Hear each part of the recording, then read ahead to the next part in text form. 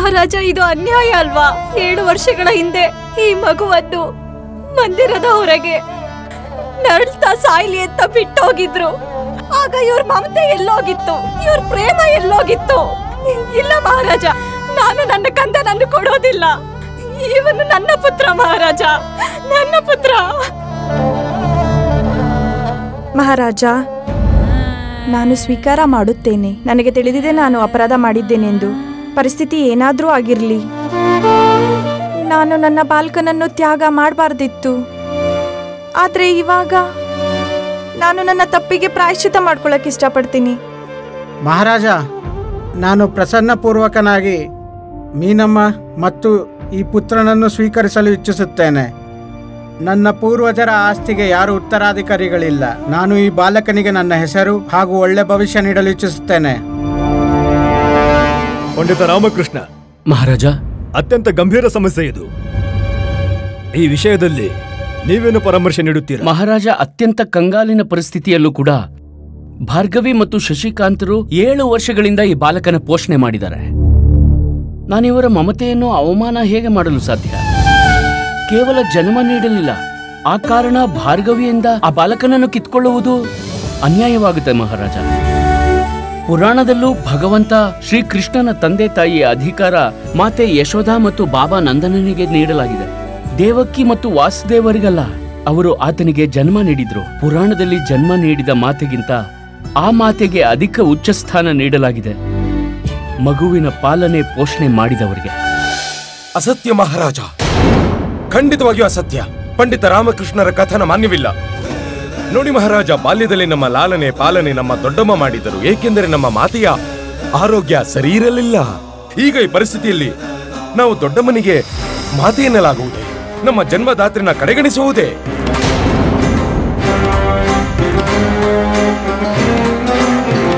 ಕಲ್ಲೂರಿ ದಿನಕರರೇ, ಈ ವಿಷಯದಲ್ಲಿ ನೀವು ಸ್ವಲ್ಪ ಪ್ರಕಾಶ ಬೀರಿ. ಮಹಾರಾಜ, ಪಂಡಿತ ರಾಮಕೃಷ್ಣರ ಕಥನ ಸತ್ಯವೇ.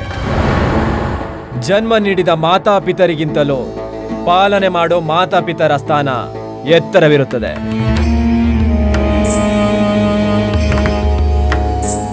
ಹೋಯಿತು ಎಮ್ಮೆ ನೀರಿಗೆ. ಇವನು ತನ್ನ ಬಾಲ್ಯಕಾಲದ ಮಿತ್ರತ್ವವನ್ನು ನಿರ್ವಹಿಸುತ್ತಿದ್ದಾನೆ. ಆದರೆ ನೀವು ಭಾರ್ಗವಿ ಮತ್ತು ಶಶಿಕಾಂತರ ಸ್ಥಿತಿಯ ಕಡೆ ದೃಷ್ಟಿ ಹರಿಸಬೇಕು. ಏನು ಅವರನ್ನ ದೃಷ್ಟಿಯಲ್ಲಿರಿಸಿಕೊಂಡರೆ ಪ್ರತೀತಿಯಾಗುವುದೇ ಇವರು ಈ ಬಾಲಕನಿಗೆ ಉಜ್ವಲ ಭವಿಷ್ಯ ಕೊಡಬಲ್ಲರೆಂದು. ವಾ, ಎಮ್ಮೆ ಮತ್ತೆ ನೀರಿಂದ ಹೊರಗೆ ಬಂತು.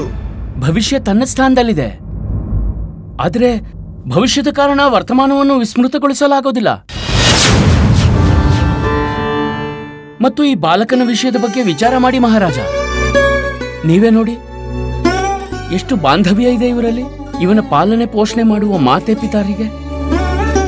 ಮಹಾರಾಜ, ಒಂದು ಮುಗ್ಧ ಬಾಲಕನಿಗೆ ತನ್ನ ಆಟಿಕೆಯೊಂದಿಗೆ ಅಕ್ಕರೆಯಾಗುತ್ತೆ, ಆದ್ರೆ ಇಲ್ಲಿ ಈತ ಸದಾ ತನ್ನ ಮಾತೆ ಪಿತಾ ರೂಪದಲ್ಲಿ ನೋಡಿದ್ದಾನೆ. ಮತ್ತ ಆ ಪುತ್ರನನ್ನ ಆತನ ಮಾತೆ ಪಿತಾರಿಂದ ಹೇಗೆ ಬೇರ್ಪಡಿಸಲು ಸಾಧ್ಯ? ನಾವು ಭಾರ್ಗವಿ ಮತ್ತು ಶಶಿಕಾಂತರ ಭಾವನೆಯನ್ನ ಅಪಮಾನಿಸುತ್ತಿಲ್ಲ, ಆದರೆ ಇಲ್ಲಿ ಪ್ರಶ್ನೆ ವಾಸ್ತವಿಕ ಮಾತಾಪಿತರದ್ದಲ್ಲ. ಇಲ್ಲಿ ಪ್ರಶ್ನೆ ಬಾಲಕನ ಭವಿಷ್ಯದ್ದು. ಏನು ಭಾರ್ಗವಿ ಮತ್ತು ಶಶಿಕಾಂತರು ಈ ಮಗುವಿಗೆ ಒಳ್ಳೆಯ ಶಿಕ್ಷಣ ನೀಡುತ್ತಾರಾ? ಒಳ್ಳೆಯ ಬಟ್ಟೆ, ಪೌಷ್ಟಿಕ ಆಹಾರ ಪ್ರದಾನಿಸುತ್ತಾರಾ? ಏನು ಇವರು ಈ ಬಾಲಕನಿಗೆ ಉಜ್ವಲ ಭವಿಷ್ಯ ನೀಡುತ್ತಾರಾ? ಕೇವಲ ಮೀನಮ್ಮ ಮತ್ತು ರಾಜಶಂಕರರೇ ಈ ಬಾಲಕನಿಗೆ ಸುಖ, ಸಮೃದ್ಧಿ ಹಾಗೂ ವೈಭವಪೂರ್ಣ ಜೀವನ ಕೊಡುತ್ತಾರೆ ಮಹಾರಾಜ. ನಾವು ಒಪ್ಪುತ್ತೇವೆ, ಮೀನಮ್ಮ ದೇವಿ ಹಿಂದೆ ಏನು ಮಾಡಿದ್ದರೋ ಅದು ಅನುಚಿತವಾಗಿತ್ತು, ಆದರೆ ಆ ತಪ್ಪಿಗೆ ಪ್ರಾಯಶ್ಚಿತ್ತ ಪಡಬೇಕೆಂದುಕೊಂಡಿದ್ದಾರೆ. ತಪ್ಪಿನ ನಂತರ 7 ವರ್ಷ ಎಲ್ಲಿದ್ರವರು? ಏಕೆಂದ್ರೆ ಈಗ ಮೀನಮ್ಮಾದೇವಿ ಮತ್ತು ರಾಜಶಂಕರಿಗೆ ಸ್ವಯಂ ಸಂತಾನ ಆಗದೇ ಇರುವ ಕಾರಣ ಅದರಿಂದಲೇ ಅವರು ಈ ಬಾಲಕ ಬುಜ್ಜುಗಾಗಿ ಇಚ್ಛುಕರಾಗಿದ್ದಾರೆ. ಎಷ್ಟು ಸುಲಭವಾಗಿ ಪಂಡಿತ ರಾಮಕೃಷ್ಣರು ಮೀನಮ್ಮರ ಮಮತೆಯ ಮೇಲೆ ಪ್ರಶ್ನೆಯ ಚಿಹ್ನೆ ಇರಿಸಿದ್ದಾರೆ. ಆದರೆ ಮಹಾರಾಜ ಒಂದು ಕ್ಷಣಕ್ಕೆ ಆ ಸ್ತ್ರೀಯ ಬಗ್ಗೆ ವಿಚಾರ ಮಾಡಬೇಕು. ಅವರು ತೆರೆದ ಸಭೆಯಲ್ಲಿ ತನ್ನ ಪಾಪವನ್ನ ಸ್ವೀಕಾರ ಮಾಡಿದ್ದಾರೆ. ವಿವಾಹಕ್ಕೂ ಪೂರ್ವ ಅವರು ಈ ಬಾಲಕನಿಗೆ ಜನ್ಮ ನೀಡಿದ್ದಾಗಿ. ಇದರ ತಾತ್ಪರ್ಯ ಏನೆಂದರೆ ಅವರು ತಮ್ಮ ಬಾಲಕನನ್ನ ಪ್ರಾಪ್ತಿ ಮಾಡಿಕೊಳ್ಳಲು ಯಾವ ಸೀಮೆಯನ್ನಾದರೂ ದಾಟಬಲ್ಲರಾಗಿದ್ದಾರೆ. ಮಹಾರಾಜ, ನೀವು ಬಾಲಕನ ಭವಿಷ್ಯಕ್ಕಾಗಿ ಈ ಕಠೋರ ನಿರ್ಣಯ ತೆಗೆದುಕೊಳ್ಳಲೇಬೇಕು. ಅವಶ್ಯ ಅವಶ್ಯ.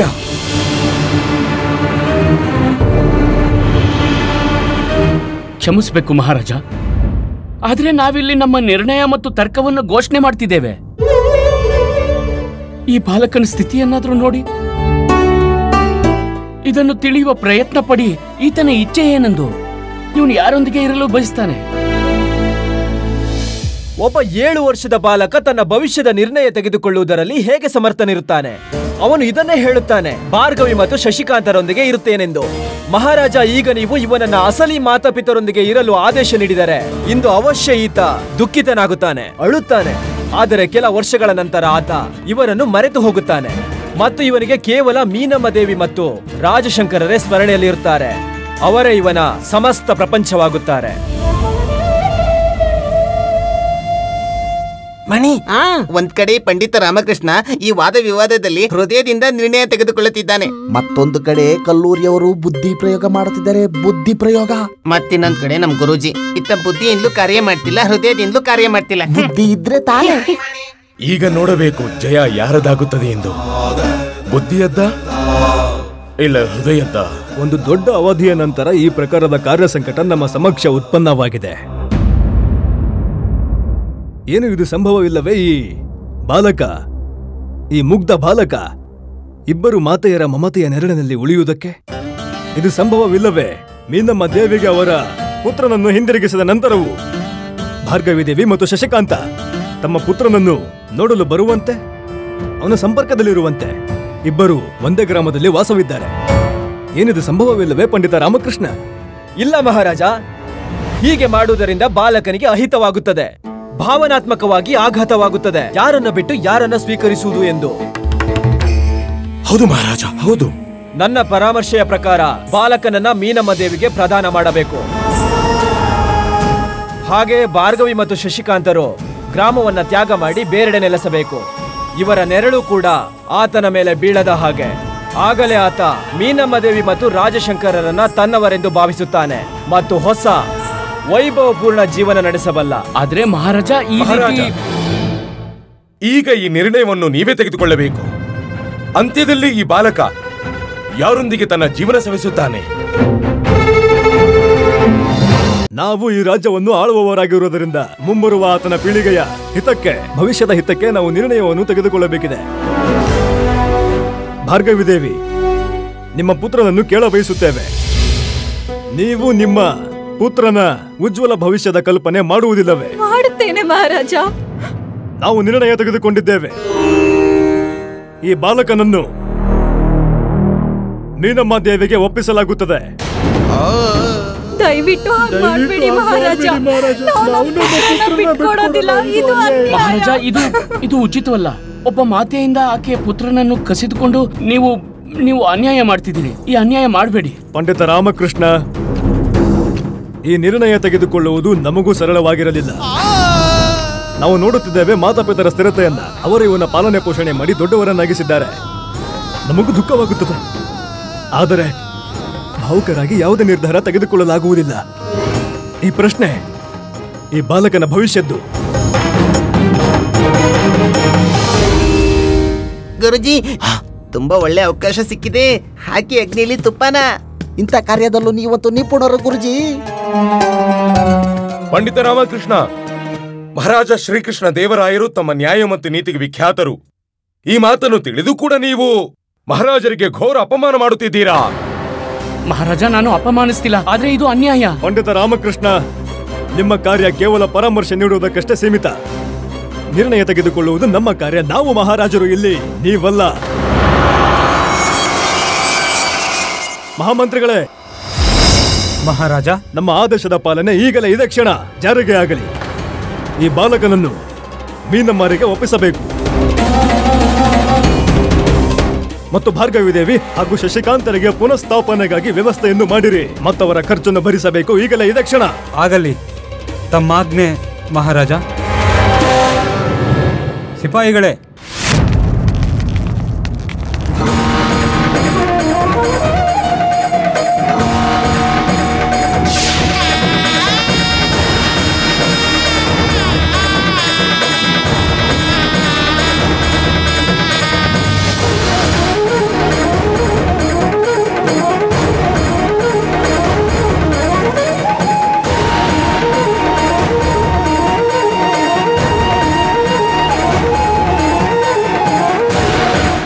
ಇದು ಅನ್ಯಾಯ. ನಿಲ್ಲಿಸಿ ಮಹಾರಾಜ, ನನ್ನಿಂದ ಇದನ್ನು ನೋಡಕ್ಕಾಗಲ್ಲ. ನನ್ನಿಂದ ಖಂಡಿತ ನೋಡಕ್ಕಾಗ್ತಿಲ್ಲ. ಒಬ್ಬ ಪುತ್ರನನ್ನ ಆತನ ಮಾತೆಯಿಂದ ಬೇರ್ಪಡಿಸುವ ಪಾಪ ನೋಡಕ್ಕಾಗ್ತಿಲ್ಲ ಮಹಾರಾಜ. ಈ ಅನ್ಯಾಯ ಮಾಡಬೇಡಿ. ಎಚ್ಚರವಿರಲಿ ಪಂಡಿತ ರಾಮಕೃಷ್ಣ. ನಿಮ್ಮ ವಾಣಿಯ ಮೇಲೆ ನಿಯಂತ್ರಣವಿರಿಸಿ. ಬಹುಶಃ ನಿಮ್ಗೆ ಸ್ಮರಣೆ ಇಲ್ಲ. ನಿಮ್ಮ ಭೂಮಿಕೆ ಕೇವಲ ಸಲಹೆ ನೀಡುವುದಕ್ಕೆ ಮಾತ್ರ ಸೀಮಿತ.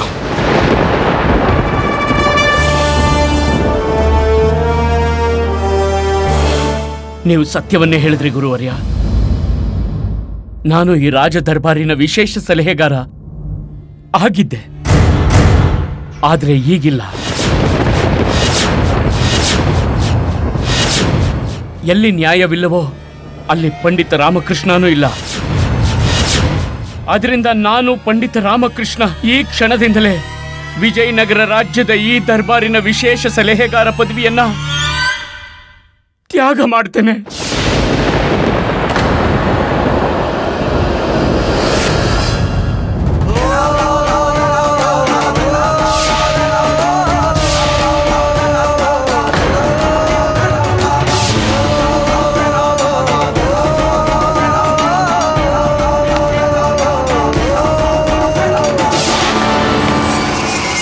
ಕೊನೆಗೂ ಪಂಡಿತ ರಾಮಕೃಷ್ಣ ಸ್ವಯಂ ಹೊರಹೋದ ದರ್ಬಾರಿನಿಂದ.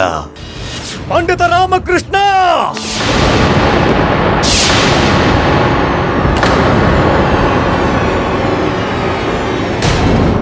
ನೀವು ನಿಮ್ಮ ಮಹಾರಾಜರಿಗೆ ಬೆನ್ನು ತೋರಿಸುವ ದುಸ್ಸಾಹಸ ಮಾಡುತ್ತಿದ್ದೀರಾ?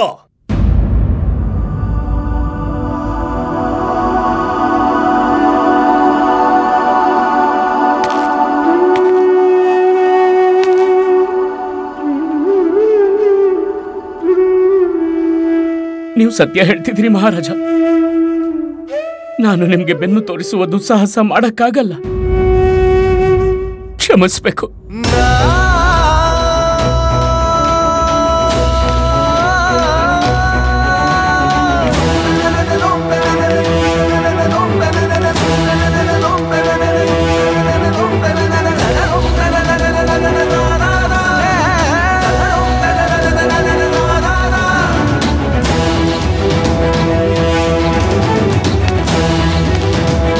ಮಹಾರಾಜ, ಮಹಾರಾಜ, ನಮ್ಮ ಮಾತು ಕೇಳಿ ಮಹಾರಾಜ.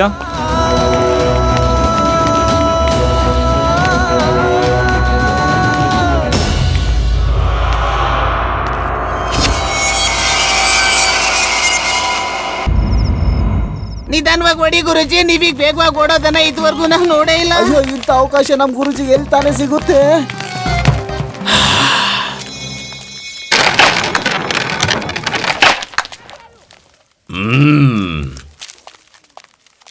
ಎಷ್ಟು ದಿವಸಗಳ ಪ್ರತೀಕ್ಷೆಯ ನಂತರ ಈ ಕ್ಷಣ ಬಂದಿದೆ. ಕೊನೆಗೂ ನಮ್ಮ ಸ್ವಪ್ನ ಪೂರ್ಣವಾಗಿಯೇ ಹೋಯಿತು. ಪಂಡಿತ ರಾಮಕೃಷ್ಣ ಸ್ವಯಂ ತಮ್ಮ ಪದವಿಯನ್ನು ತ್ಯಾಗ ಮಾಡಿ ಆಯಿತು.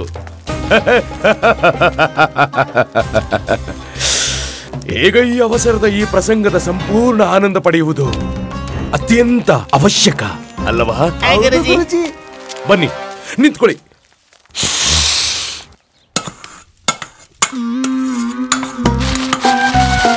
ಅಮ್ಮ, ನೀನು ಕೆಂಬೇಲಿನ ಹಲ್ವಾ ಮಾಡ್ತಿದ್ಯಾ ಅಲ್ವಾ?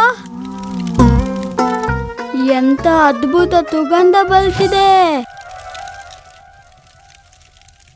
ಸ್ವಲ್ಪ ರುಚಿ ನೋಡ್ತೀನಿ ಕೊಡಮ್ಮ.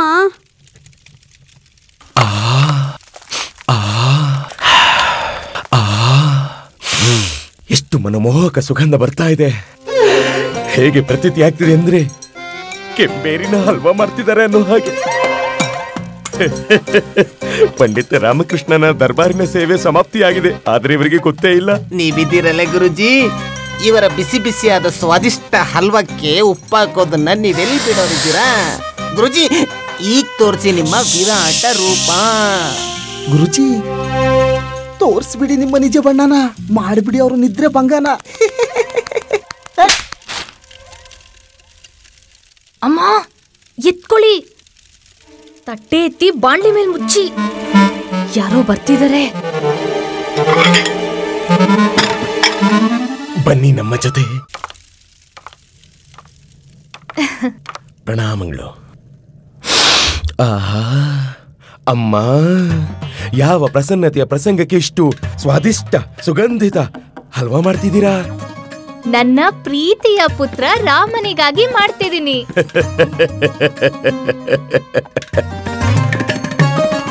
ಅವಶ್ಯ ಇದು ಅಂತಿಮ ಬಾರಿಯಾಗಲಿದೆ ಪಂಡಿತ ರಾಮಕೃಷ್ಣ ಹಲ್ವಾ ತಿನ್ನುವುದು. ಅಯ್ಯೋ ದಣಿಮಣಿ, ಇವರಿಗೆ ಗೊತ್ತೇ ಇಲ್ಲ ಅನ್ಸುತ್ತೆ ದರ್ಬಾರಿನಲ್ಲಿ ಏನು ಘಟಿಸಿತು ಪಂಡಿತ ರಾಮಕೃಷ್ಣನ ಜೊತೆ.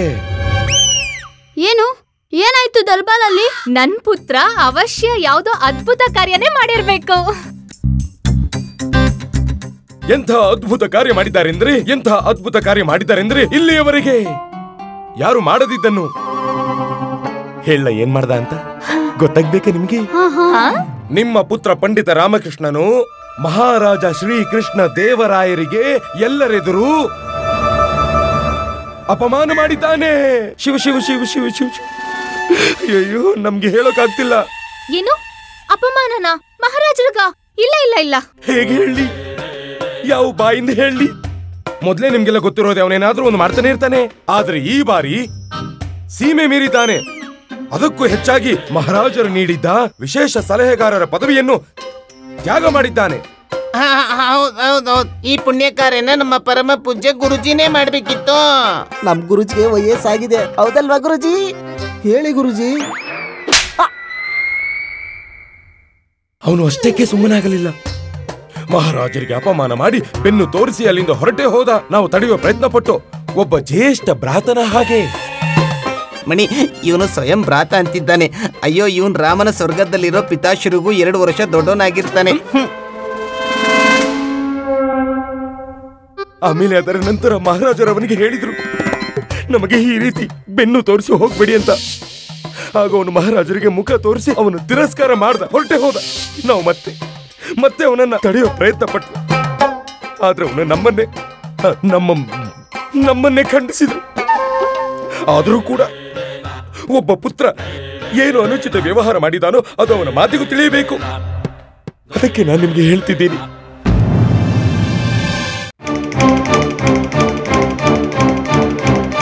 ಹಾಗ್ಯಾಕೆ ನೋಡ್ತಿದ್ದೀರ ನೀವು? ಇದು ಅವಶ್ಯ ಈ ಕಪಟಿ ಮಾಡಿರೋ ಕೆಲ್ಸನೇ ಆಗಿರುತ್ತೆ. ಹಾ ಅಮ್ಮ. ಇಲ್ಲ ಇಲ್ಲ, ಅದು ನಮ್ಮ ಗುರುಜಿಗೆ ಪಂಡಿತ ರಾಮಕೃಷ್ಣ ಪದವಿ ತ್ಯಾಗ ಮಾಡಿದ್ರಿಂದ ಆನಂದ ತುಂಬಾ ಆಗಿತ್ತು. ಆ ಸಂತೋಷನ ಅನುಭವಿಸೋದಕ್ಕೆ ನಮ್ ಗುರುಜಿ ಇಲ್ಲಿಗೆ ಬಂದಿದ್ದಾರೆ. ಇವರು ನಮ್ಮ ಪತಿಯ ವಿರುದ್ಧ ಷಡ್ಯಂತ್ರ ರಚಿಸಿದ್ದಾರೆ. ಎತ್ಕೊಳ್ಳಿ. ಏನು ತಾತ್ಪರ್ಯ ನಿಮ್ಮದು? ಅಮ್ಮಂಗೆ ಹೇಳ್ತಿದೀವಿ. ಅಮ್ಮ, ದಂಡ ಎತ್ಕೊಳ್ಳಿ. ಅಮ್ಮ, ನಾವು ಕೇವಲ ದರ್ಬಾರಿನಲ್ಲಿ ಏನು ಘಟಿಸಿತೋ ಅದರ ಸೂಚನೆ ನೀಡೋದಕ್ಕೆ ಇಲ್ಲಿ ಉಪಸ್ಥಿತರಿದ್ದೆವು. ಅಯ್ಯೋ ಅಮ್ಮ, ಬೇಡ.